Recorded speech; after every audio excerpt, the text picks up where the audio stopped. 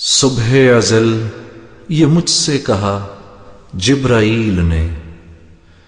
جو عقل کا غلام ہو وہ دل نہ کر قبول۔ بوبکر عمر عثمان و علی، بوبکر عمر عثمان و علی، یاران نبی میں سب سے جلی، بوبکر عمر عثمان و علی، اصحاب محمد حق کے ولی، بوبکر عمر عثمان و علی، یاران نبی میں سب سے جلی، بوبکر عمر عثمان و علی، بوبکر عمر عثمان و علی۔ اسلام نے جن کو عزت دی، اسلام کو قوت جن سے ملی، اسلام نے جن کو عزت دی، اسلام کو قوت جن سے ملی، اسلام نے جن کو عزت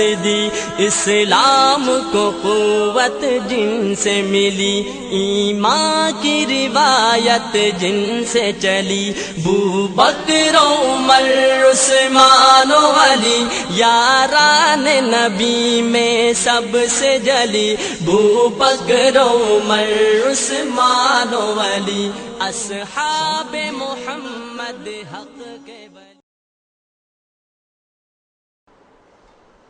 اعوذ باللہ من الشیطان الرجیم، بسم اللہ الرحمن الرحیم، نحمد و نصلی علی رسولہ الکریم، اما بعد، معزز سامعین السلام علیکم ورحمۃ اللہ وبرکاتہ۔ حمد و ثنا رب ذوالجلال کے لیے جو تخت عظمت جلال پر ہمیشہ سے متمکن ہے اور ہمیشہ رہے گا۔ اس کی قدرت کاملہ یہ کہ سمندروں میں مد و جزر کا پیدا کرنے والا، رات اور دن کا بنانے والا، خزاں و قدر کا مالک و مختار ہے۔ عزت اور ذلت کا دینے والا وہی پروردگار ہے۔ زندگی اور موت اسی کے ہاتھ ہے۔ ہم اسی کی حمد و ستائش بیان کرتے ہیں، اسی کی بڑائی کے راگ الاپتے ہیں کہ اس خلاق اکبر نے جو عظیم احسان ہم پر کیا وہ یہی کہ امت محمدیہ میں پیدا فرمایا اور خود اس امت کی تعریف فرمائی کہ تم بہترین امت ہو، لوگوں کو برائیوں سے روکتے ہو، بھلائیوں کی طرف بلاتے ہو۔ درود و سلام سید العرب والعجم جمیل الشیم صاحب الجود والکرم صلی اللہ علیہ وسلم کی ذات اقدس پر کہ جس ذات گرامی نے عرب کے بدو اور خانہ بدوشوں کو تاریخ انسانی کے کاروان کا سالار بنا دیا۔ بزرگوں اور دوستوں، آج ایک ایسے صحابی رسول کا تذکرہ آپ سماعت فرمائیں گے جنہیں صدیق انصار کہا جاتا ہے۔ حضرت سعد بن معاذ رضی اللہ تعالیٰ عنہ، ابو عمر، یہ وہ صحابی رسول ہیں جن کی وجہ سے اسلام کو بڑی تقویت ملی۔ حضرت سعد بن معاذ رضی اللہ تعالیٰ عنہ کا تعلق قبیلہ بنو عبد الاشہل سے ہے۔ معاملہ یہ ہوا کہ اللہ کے نبی صلی اللہ علیہ وسلم جب عقبہ کی گھاٹی میں یثرب کے لوگ آئے اور اللہ کے نبی سے ایک معلم کو مانگا تو نظر انتخاب حضرت مصعب بن عمیر پر پڑی اور حضرت مصعب بن عمیر کو لیے ہوئے حضرت اسد بن زرارہ اپنے پاس آئے۔ اسد بن زرارہ کے پاس حضرت مصعب بن عمیر مقیم ہیں اور وہیں سے تبلیغ دین حنیف کا کام آپ انجام دے رہے ہیں، اور پھر یہ کام یثرب جو مدینہ النبی بننے والا ہے اس میں بہت اچھے انداز سے چل رہا ہے۔ حضرت سعد بن معاذ رضی اللہ تعالیٰ کے کانوں تک یہ خبر آئی کہ ان کے خالازاد بھائی اسد بن زرارہ کے پاس ایک شخص آیا ہوا ہے، لوگوں کو اپنے سابقہ دین سے منحرف کر رہا ہے اور اپنے دین میں داخل کر رہا ہے۔ چنانچہ انہوں نے اسید بن حضیر سے کہا، یہ قبیلہ بنو عبد الاشہل کے دوسرے سردار ہیں، کہ جاؤ اسد بن زرارہ کے پاس، وہاں ایک شخص آیا ہوا ہے، اسے اپنے وطن سے واپس کر دو، باہر بھیج دو، اس لیے کہ یہاں کے لوگوں کو وہ تمام اپنے دین سے، سابقہ دین سے منحرف کر رہا ہے۔ اسید بن حضیر یہ بھی بڑے شجاع اور بہادر، اپنا نیزہ ہاتھ میں لیے ہوئے فوراً پہنچے اسد بن زرارہ کے ہاں، اور مصعب بن زبیر کو دیکھنے کے بعد، مصعب بن عمیر کو دیکھنے کے بعد انہوں نے کہا کہ آپ کیوں یہاں پر آئے، کیوں یہاں سے نہیں چلے جاتے؟ بہت ساری باتیں کی تو حضرت مصعب بن عمیر جو اللہ کے نبی صلی اللہ علیہ وسلم کی صحبت یافتہ تھے، اسید بن حضیر کو بہت اطمینان کے ساتھ اسلام کی تعلیمات بتلائیں تو وہ داخل اسلام ہو گئے اور اس کے بعد روانہ ہو گئے۔ اور جاتے ہوئے انہوں نے یہ کہا کہ میرے بعد ایک آدمی اور آئے گا، اگر تم اس پر قابو پالو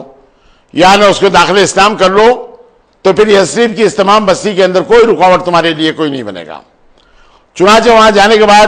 بہت اچھے انداز سے کہا کہ آپ ہی کی وہاں ضرورت ہے، اس لیے کہ اسد بن زرارہ پر حملہ ہونے والا ہے۔ اس انداز سے بڑے جذبات کے اندر ان کو بھیج دیا گیا۔ جب حضرت سعد بن معاذ رضی اللہ تعالیٰ عنہ آئے اور انہوں نے دیکھا کہ دونوں حیات مصعب بن عمیر، اسد بن زرارہ بیٹھے ہوئے ہیں، تو انہوں نے اسی انداز سے ایک بڑی گرمجوشی کے ساتھ یہ کہا کہ آپ کے یہاں آنے کی وجہ کیا ہے؟ کیوں لوگوں کو ان کے اپنے دین سے منحرف کر رہے ہو؟ کیوں اپنے دین میں شامل کر رہے ہو؟ تو اس وقت حضرت مصعب بن عمیر نے بہت خوبی کے ساتھ یہ کہا کہ اے میرے بھائی، میری گفتگو کو سن لیجئے، اگر بات پسند آ جائے تو قبول کر لیجئے، بات اگر ناپسند ہو تو اسے رد کر دیجئے، آپ کو مکمل حق ہے۔ حضرت سعد بن معاذ سوچنے لگے کہ بولنے کا انداز کس اچھا انداز سے یہ کہہ رہے ہیں اور اس میں کیا صداقت ہے۔ چنانچہ اپنے نیزے کو انہوں نے زمین میں گاڑا اور کہا کہ ہاں بیان کرو۔ انہوں نے بیان کیا اسلام کی خوبیوں کو کہ اسلام یعنی شراب سے روکتا ہے، جوئے سے روکتا ہے، حرام بازی سے روکتا ہے، زناکاری سے روکتا ہے، مہمانوں کی قدر، پڑوسیوں کی قدر کرنے کے لیے احکامات دیتا ہے۔ یہ تمام احکامات سناتے ہوئے انہوں نے جب تلاوت کلام پاک شروع کی تو حضرت سعد بن معاذ کا دل لرزنے لگا۔ انہوں نے کہا کہ رک جاؤ، پہلے یہ بتاؤ کہ اسلام میں داخل ہونے کی شرط کیا ہے؟ انہوں نے کہا اپنے آپ کو پاک کر لیجئے، کپڑوں کو پاک کر لیجئے، غسل کر لیجئے، 2 رکعت نماز ادا کر دیجئے، لا الہ الا اللہ محمد رسول اللہ کا اقرار کر لیجئے، آپ داخل اسلام ہو گئے۔ چنانچہ وہ داخل اسلام ہونے کے بعد یعنی فوراً گئے، اپنے کپڑے بھی پاک کیے، خود بھی پاک ہوئے اور آئے، اشہد ان لا الہ الا اللہ و اشہد ان محمد رسول اللہ کا اقرار ہوا، داخل اسلام ہو گئے۔ اس کے بعد فوراً پہنچے اپنے قبیلے بنو عبد الاشل میں، سارے لوگوں کو بلایا اور پوچھا کہ میرا اپنا مقام اور مرتبہ کیا ہے؟ ان لوگوں نے کہا کہ آپ وہ ہمارے سردار ہیں، آپ صاحب فہم ہیں، آپ صاحب الرائے ہیں، آپ کا جو فیصلہ ہے وہ ہم سب کا فیصلہ ہے۔ تو اس وقت حضرت سعد بن معاذ نے کہا کہ میں مسلمان ہو گیا ہوں اور چاہتا ہی ہوں کہ میرا اپنا قبیلہ مسلمان ہو جائے۔ تاریخ اس بات کی شاہد ہے کہ سورج کے غروب ہونے سے پہلے قبیلے بنو عبد الاشر کے 70 افراد داخل اسلام ہو گئے۔ یہ حضرت مصعب بن عمیر کی بڑی کامیابی تھی، اور اس کے بعد صرف ایک شخص اس میں بچ گئے تھے جن کا نام تھا اسریم، امر اشلی نام تھا۔ تاریخ اسلام میں اسریم کے نام سے یاد کرتے ہیں۔ اب ادھر حضرت سعد بن معاذ رضی اللہ تعالیٰ عنہ کا عمل یہ ہوا کہ اسد بن زرارہ کے پاس سے حضرت مصعب بن عمیر کو اپنے پاس اپنے گھر لے آئے، اپنے پاس انہیں رکھا، تبلیغ دین حنیف کا تمام کام کرنے کے لیے ان کی مدد آپ نے فرمائی۔ اور اس کے بعد جب اللہ کے نبی صلی اللہ علیہ وسلم سے ملنے کے لیے عقبہ کی گھاٹی میں پہنچے اور وہاں پر اللہ کے نبی صلی اللہ علیہ وسلم کا دیدار آپ نے فرمایا۔ اللہ کے نبی صلی اللہ علیہ وسلم نبوت کے 13ویں سال جب آپ ہجرت کرتے ہوئے مدینہ منورہ آ گئے تو حضرت سعد بن معاذ رضی اللہ تعالیٰ عنہ آپ نچھاوری کرتے ہوئے اپنے دل کو نکال کر اللہ کے نبی صلی اللہ علیہ وسلم کے سامنے اس انداز سے رکھا کہ مت پوچھیے۔ محبت کا وہ تقاضا تھا، اور اس کے بعد پھر وہ موقع بھی آیا جب آپ عمرہ کرنے کی غرض سے مکہ مکرمہ گئے تو مکہ مکرمہ جانے کے بعد ان کا ایک وہاں دوست تھا امیہ بن خلف۔ یہ امیہ بن خلف وہی ہے جو حضرت بلال کو بہت زیادہ اذیتیں دیا کرتا تھا، حضرت بلال کا سابقہ مالک۔ حضرت ابوبکر صدیق نے امیہ بن خلف سے خرید کر ان کو آزاد کر دیا تھا۔ تو اس انداز سے ان دونوں میں معاہدہ یہ تھا کہ اگر امیہ بن خلف مدینہ آ جائے، یثرب آ جائے، تو اس کی حفاظت حضرت سعد بن معاذ کے ذمہ ہے، اور سعد بن معاذ اگر مکہ پہنچ جائے تو امیہ بن خلف ان کی حفاظت کرے۔ چنانچہ امیہ بن خلف کے ساتھ خانہ کعبہ کی زیارت کرنے کے لیے، طواف کعبہ کرنے کے لیے حضرت سعد بن معاذ غسل وغیرہ کر کے جب نکلے تو راستے میں ابو جہل سے ملاقات ہو گئی۔ ابو جہل نے کہا کہ امیہ بن خلف کے ساتھ اگر تم نہ ہوتے تو میں تمہیں خانہ کعبہ کی زیارت کرنے نہیں دیتا، اس لیے کہ تم لوگوں نے ان لوگوں کو جو یہاں سے آپ کے پاس آئے ہوئے صحابی بن کر یعنی محمد اور ان کے ساتھی، ان کو پناہ تم لوگوں نے دی ہے، اور اگر امیہ بن خلف تمہارے ساتھ نہ ہوتے تو میں تمہیں خانہ کعبہ کی زیارت سے روکتا۔ حضرت سعد بن معاذ رضی اللہ تعالیٰ بڑے بہادر، بڑے شجاع، اپنے قبیلے کے سردار، وہ ان باتوں سے کب ڈرنے والے اور دبنے والے تھے؟ انہوں نے فوراً کہا اے عمر بن ہشام، اگر تم ہمیں خانہ کعبہ کی زیارت سے روکو گے تو پھر ہم تمہارے کوئی تجارتی قافلہ ہمارے اپنے اپنے شہر سے گزرنے نہیں دیں گے، یعنی ملک شام کا تمام تجارتی آپ کے قافلوں کا راستہ ہم بند کر کے رکھ دیں گے، کاٹ کر رکھ دیں گے۔ اور پھر وہ لوگ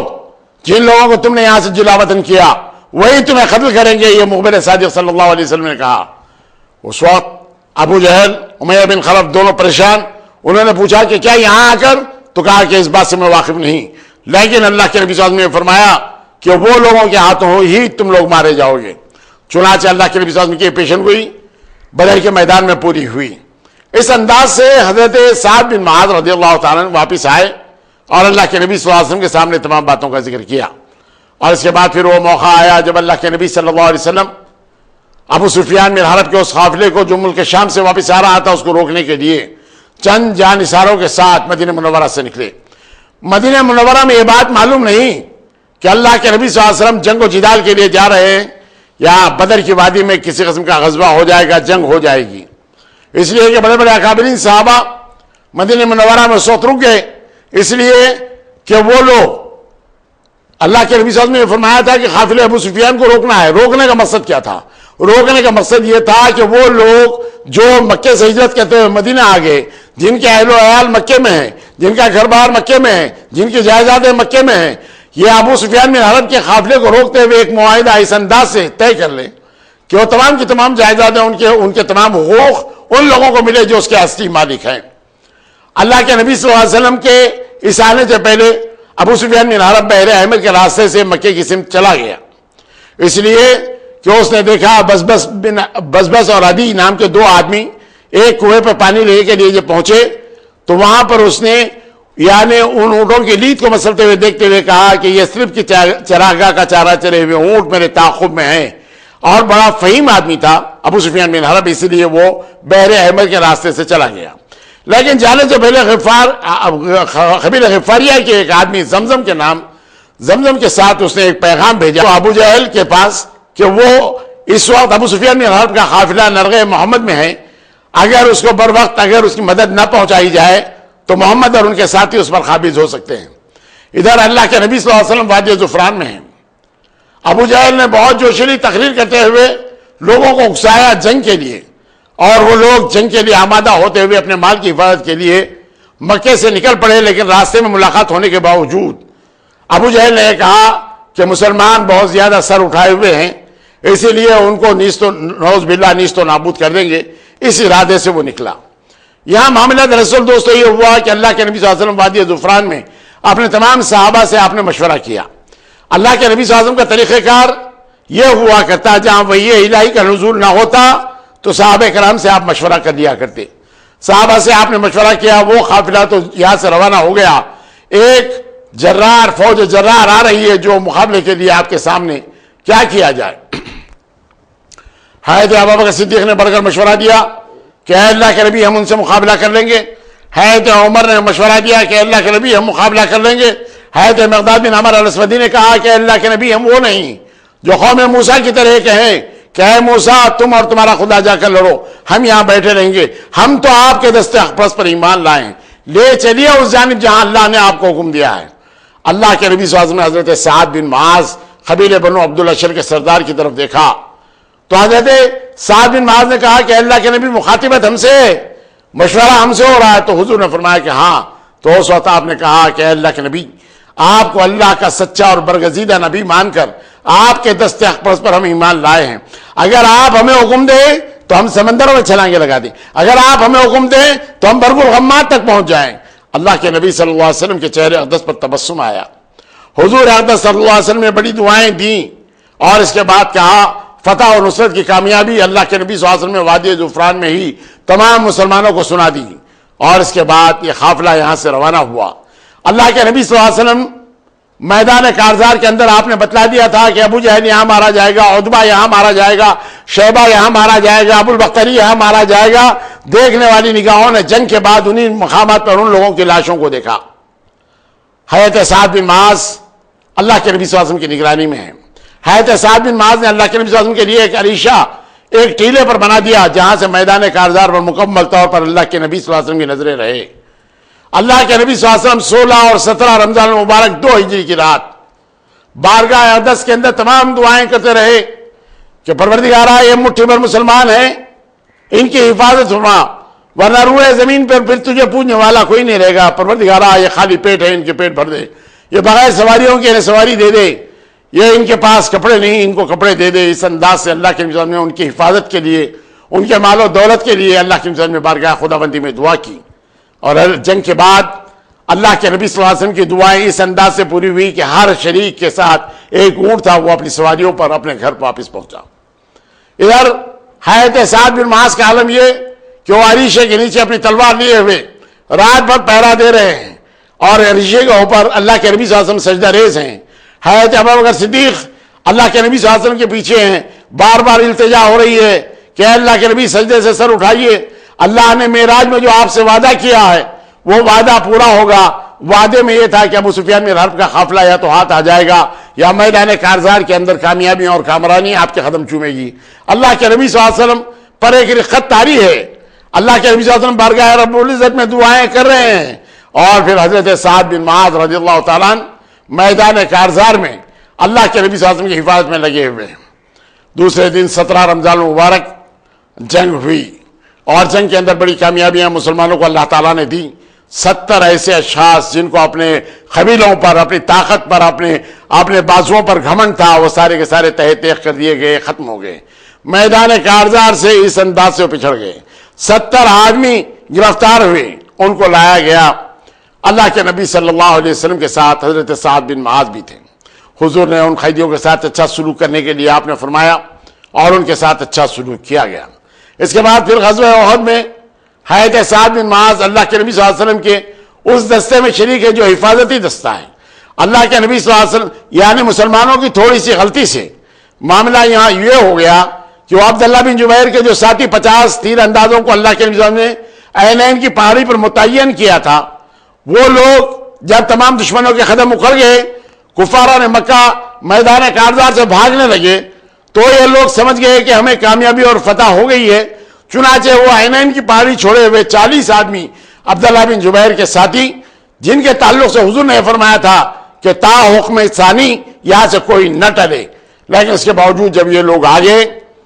تو اس وقت دشمن پھر پیچھے سے حملہ کیا، جس کے اندر خالد بن ولید ابھی ایمان نہیں لائے تھے، انہوں نے حملہ کیا۔ اکرمہ بن ابی جہل ایمان نہیں لائے تھے، وہ بھی انہوں نے بھی حملہ کیا۔ مسلمان دونوں حصوں سے تمام پیس گئے، اور پھر مسلمانوں کو بہت زیادہ جانی نقصان ہوا،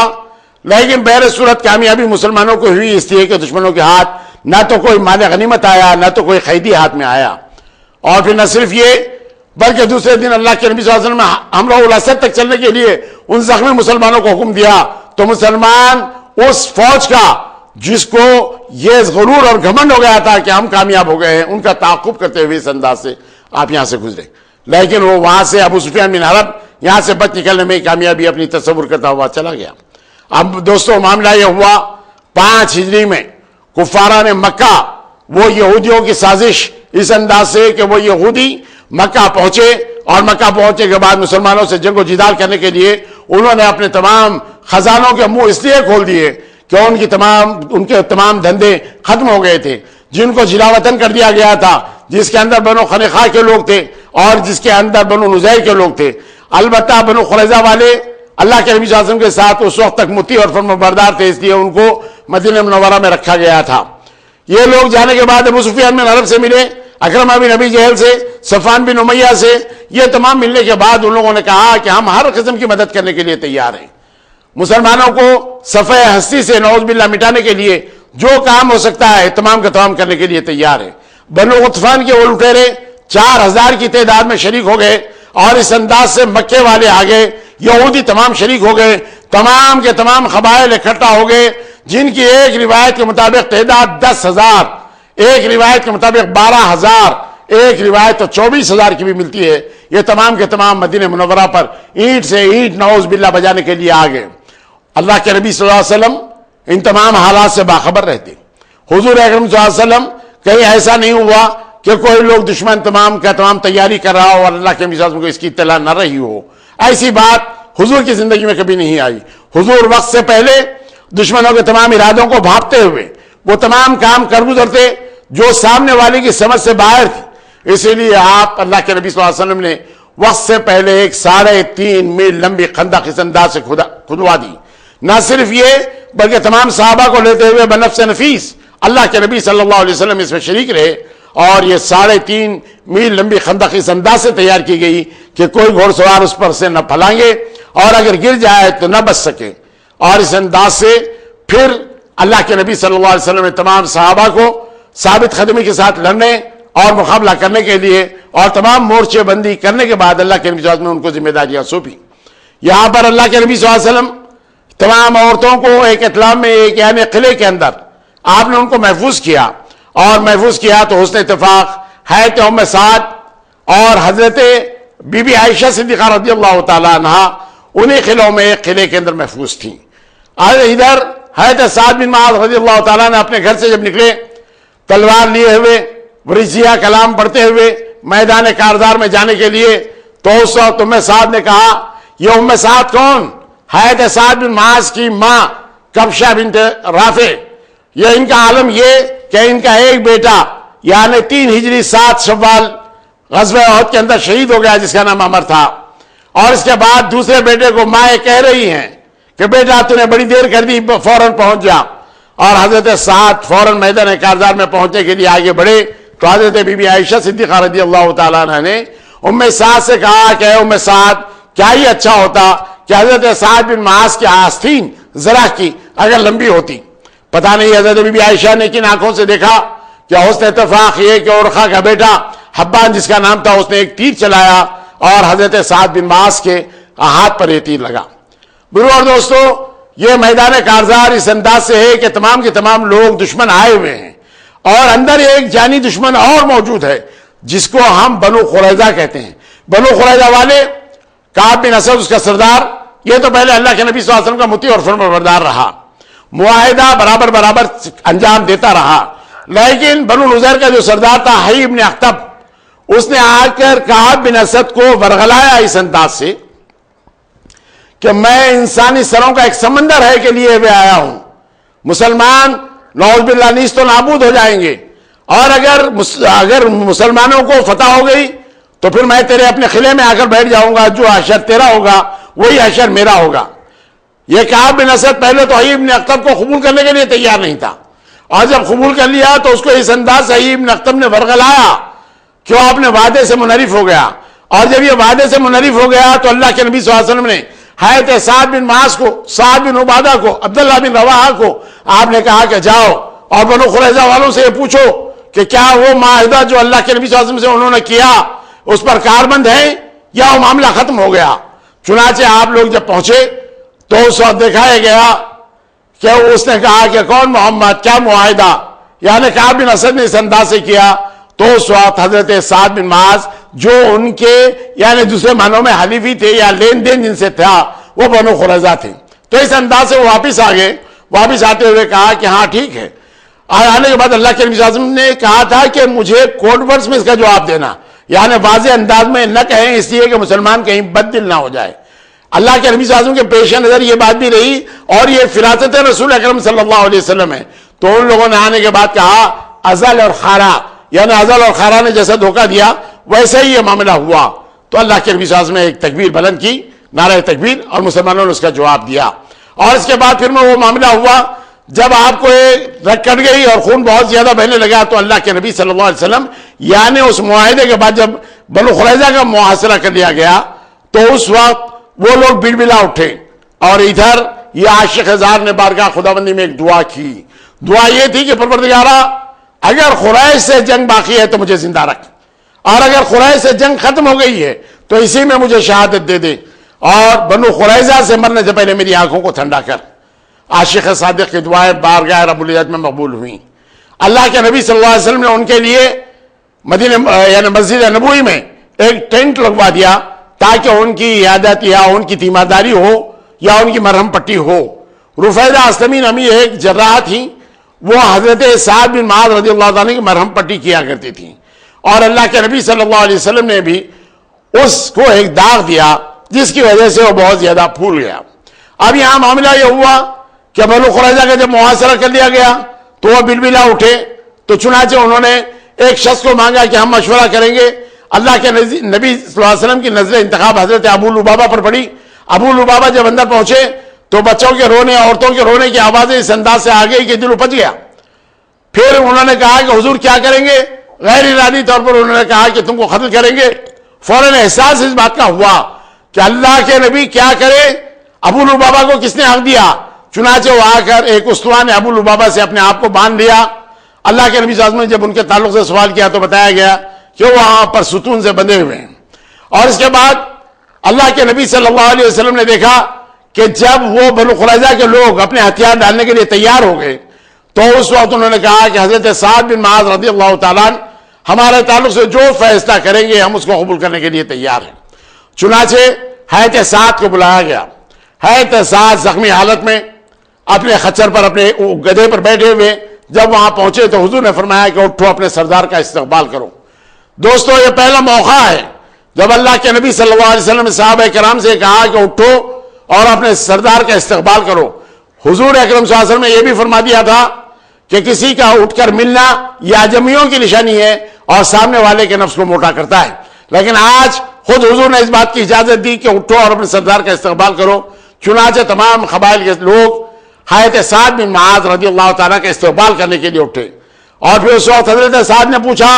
کہ اے اللہ کے نبی کیا مجھے حکم بنایا گیا ہے, کیا مجھے جج بنایا گیا ہے, میں فیصلہ کر سکتا ہوں؟ تو حضور نے فرمایا کہ ہاں فیصلہ کرو. تو اس وقت اپنے قبیلے کی طرف پلٹتے ہوئے انہوں نے کہا, قبیلے بنو عبد الاشر کی طرف, اگر آج میں کوئی فیصلہ کر دوں کہیں تمہارے چہرے تو نہیں بگڑیں گے, کہیں پیشانیوں پر تمہارے بل تو نہیں آئیں گے؟ وجہ دوستو کیا تھی؟ وجہ یہ تھی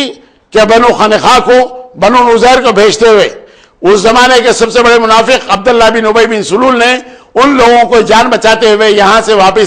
سے چلے جانے کے لیے اس نے کہا, اور اللہ کے نبی صلی اللہ علیہ وسلم نے اس بات کی اس نے اجازت لی تھی. اور اللہ کے نبی صلی اللہ علیہ وسلم نے مدینہ منورہ سے ان ناسوروں کو, ان زہریلے لوگوں کو یہاں سے نکالنے کے لیے اللہ کے نبی صلی اللہ علیہ وسلم نے یہ بات کہی تھی. اب ان کو نکال دیا گیا اور بنو قریظہ والے یہ چاہتے تھے کہ حضرت سعد بن معاذ رضی اللہ عنہ بھی ان کے تعلق سے بھی یہی فیصلہ کریں گے. لیکن ان کا یہ جرم تھا, یہ بہت سخت جرم تھا, یہ ایسا جرم تھا جو ناقابل معافی تھا, اس لیے کہ میدان کارزار میں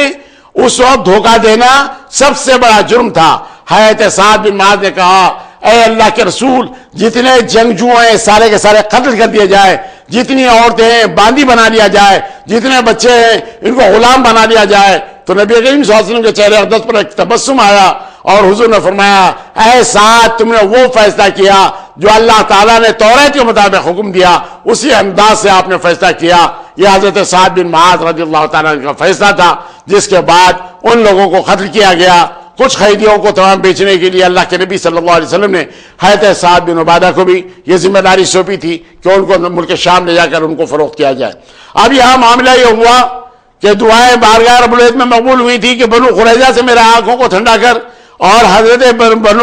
بنو قریظہ سے حضرت سعد بن معاذ کی آنکھوں کو اس انداز سے ٹھنڈا کیا گیا, ان پر ہی فیصلہ رکھا گیا اور انہوں نے یہ فیصلہ دیا. ایک بکری کا خون لگا یا وہ زخم پھٹ گیا تو خون اس انداز سے بہنے لگا کہ بنو غفاریہ کا جہاں پر ٹینٹ تھا وہاں تک بھی وہ خون تمام چلا گیا, یعنی وہ تمام کے تمام جسم سے خون نکل گیا. اللہ کے نبی صلی اللہ علیہ وسلم کو جب یہ بات معلوم ہوئی تو فوراً اللہ کے نبی صلی اللہ علیہ وسلم آگے, تو اس وقت تک روح پرواز کر چکی تھی. اللہ کے نبی صلی اللہ علیہ وسلم نے ان کے سر کو اپنے مان پر رکھا اور اللہ کے نبی صلی اللہ علیہ وسلم نے کہا, حضرت ابوبکر صدیق آگے. حضرت ابوبکر صدیق نے کہا کہ میری کمر ٹوٹ گئی, یعنی حضرت سعد کے مرنے کے بعد میری کمر ٹوٹ گئی. اللہ کے نبی صلی اللہ علیہ وسلم نے حضرت سعد کے مرنے کے بعد یہ فرمایا کہ سعد کی موت سے اللہ کا عرش ہل گیا, اللہ کے عرش میں جنبش ہوئی. اللہ کے نبی صلی اللہ علیہ وسلم نے فرمایا کہ 70,000 ملائکہ کا نزول ہوا. لاشا بہت ہلکا تھا, اس انداز سے وہ لاشے کو تمام لے جایا گیا. تو اللہ کے نبی صلی اللہ علیہ وسلم نے فرمایا اگر کوئی یعنی قبر کی تنگی سے اگر کوئی بچ سکتا تو حضرت سعد بچ جاتے. اس انداز سے صدیق انصار اس دار فانی سے کوچ کرتے ہیں کہ اللہ کے نبی صلی اللہ علیہ وسلم کی ریش مبارک آنسوؤں سے تر ہے. تمام کے تمام صحابہ پر ایک غم کا پہاڑ ہے کہ صدیق انصار کا انتقال ہو گیا. آپ جان کر تعجب کریں گے کہ آپ کی عمر اس وقت 38 سے اور 39 سال کے درمیان تھی, یعنی 40 سال بھی مکمل نہیں ہوئے تھے. صدیق انصار اس دار فانی سے کوچ کرتے ہیں. ان کی والدہ محترمہ کبشہ جن کا نام تھا, ان کی شجاعت اور بہادری کا کیا کہنے. ایک بیٹا نوجوان یعنی 3 ہجری کو غزوہ احد کے اندر شہید ہوتا ہے، اور 5 ہجری کو دوسرا بیٹا جو آپ کا ہے وہ بھی درجہ شہادت پر فائز ہوتا ہے، لیکن پیشانی مبارک پر کسی قسم کی کوئی جنبش نہیں۔ اللہ کے نبی صلی اللہ علیہ وسلم سے انہوں نے سوال کیا تھا کہ اے اللہ کے رسول یہ بتائیے میرے بیٹے کا مقام اور مرتبہ کیا ہے؟ تو حضور نے فرمایا تھا کہ جنت الفردوس، یعنی عمر کا، یعنی غزوہ احد کے مرنے والے شہید ہونے والے کے لیے آپ نے فرمایا تھا۔ تو کہا کہ میں آج کے بعد کبھی ان پر غم نہیں کروں گی، اس لیے کہ وہ تو مراد کو پہنچ چکے۔ یہ ایسی مائیں تھیں جن کے سامنے آخرت کا سودا تھا، جن کے سامنے موت ایک کھیل تھی، اور موت سے لڑنا یا جانا جنگ میدان کارزار میں جانے کے لیے دیر ہو تو بیٹے کو یہ کہہ رہی ہیں کہ بیٹا تو نے بڑی دیر کر دی، فوراً میدان کارزار میں پہنچ جا۔ اس انداز سے حضرت سعد بن معاذ رضی اللہ تعالیٰ عنہ جو بہت بڑے صحابی ہیں، جو صاحب الرائے ہیں، اللہ کے نبی صلی اللہ علیہ وسلم کے پاس ان کی رائے کی بڑی اہمیت ہے، اس لیے کہ جب اللہ کے نبی صلی اللہ علیہ وسلم یعنی غزوہ خندق کے اندر ان لوگوں کو بنو غطفان سے توڑنا چاہا تو بنو غطفان کے سردار کو جب بلایا گیا، وعینہ بن حسن جس کا نام تھا، وہ اللہ کے نبی صلی اللہ علیہ وسلم کی بارگاہ میں جب بیٹھا تو بڑی بے ادبی کے ساتھ بیٹھا۔ حضرت اسید بن حضیر، سعد بن عبادہ، سعد بن معاذ رضی اللہ تعالیٰ بیٹھے ہوئے ہیں، تو حضور نے ایک تجویز رکھی ان کے سامنے۔ وہ تجویز یہ تھی کہ اگر مدینہ منورہ کے کچھ کھجور بنو غطفان کو اگر دے دیے جائے تو وہ یہاں سے یعنی 4000 کا لشکر لیے ہوئے یہاں سے واپس ہو سکتے ہیں۔ اس وقت صحابہ کرام اللہ تعالیٰ ان کے درجات کو بلند کرے، انہوں نے کہا کہ اے اللہ کے نبی اگر یہ اللہ کی طرف سے حکم ہے تو ہماری زبانیں خاموش ہیں، جنگی حکمت عملی اگر ہے تو اے اللہ کے نبی ہم حالت کفر میں تھے، ابھی اسلام سے دور تھے، یہ بنو غطفان کے لٹیرے ہمارا ایک کھجور بھی کھا نہیں سکتے تھے، ایک چھوارا چھو نہیں سکتے تھے، آج تو ہم ایمان کی دولت سے مالا مال ہیں، اے اللہ کے نبی ہمیں یہ معاہدہ منظور نہیں۔ حضرت اسید بن حضیر نے کہا اللہ کے نبی صلی اللہ علیہ وسلم کا ادب ملحوظ ہے، ورنہ میں تجھے ایسا نیزہ مارتا کہ یہیں ختم ہو جاتا۔ اللہ کے نبی صلی اللہ علیہ وسلم کی بارگاہ میں بیٹھا ہے تو اس انداز سے وعینہ بن حسن کو اٹھا دیا گیا، اور اس کے بعد کہا جاؤ جو تم کو کرنا ہے وہ تمام کرو، تمہارے لیے ہمارے پاس تلوار ہے۔ اللہ کے نبی صلی اللہ علیہ وسلم نے وہ معاہدہ تمام کا تمام چاک کر دیا، اس لیے کہ ان کے عزائم کو دیکھنے کے بعد حضور اکرم صلی اللہ علیہ وسلم نے فرمایا کہ جنگ کا کسی قسم کا کوئی بار ان لوگوں کے چہرے سے متاثر یعنی نہیں ہوتا، اس لیے کہ حضور اکرم صلی اللہ علیہ وسلم کے سامنے بات یہ تھی یعنی جنگ کے 15-17 دن گزر گئے، کہیں ان لوگوں پہ بار نہ ہو جائے، کہیں مسلمانوں سے ان کے لیے تکلیف نہ پہنچ جائے، اسی لیے انہوں نے کہا تھا کہ ایک معاہدہ کرتے ہوئے ان لوگوں کو توڑ دے، اس لیے کہ سارے لوگوں نے مل کر ایک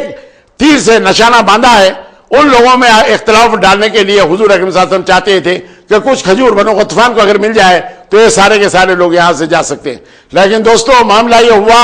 ان لوگوں کی شجاعت کو دیکھنے کے بعد حضور اکرم صلی اللہ علیہ وسلم نے کہا کہ ہاں وہی ہوگا جو تم لوگ چاہتے ہو، اس انداز سے ان کو بھیج دیا گیا۔ تو معلوم یہ ہوا کہ حضرت سعد بن معاذ، سعد بن عبادہ، اسید بن حضیر یہ وہ لوگ ہیں جو صاحب الرائے ہیں، اور ان کی رائے اللہ کے نبی صلی اللہ علیہ وسلم کے سامنے بہت زیادہ مقدم ہوا کرتی تھی۔ اس انداز سے یہ اللہ کے نبی صلی اللہ علیہ وسلم کے سچے عاشق رسول اس دار فانی سے کوچ کرتے ہیں۔ دوستو مشورے کی جو اہمیت ہے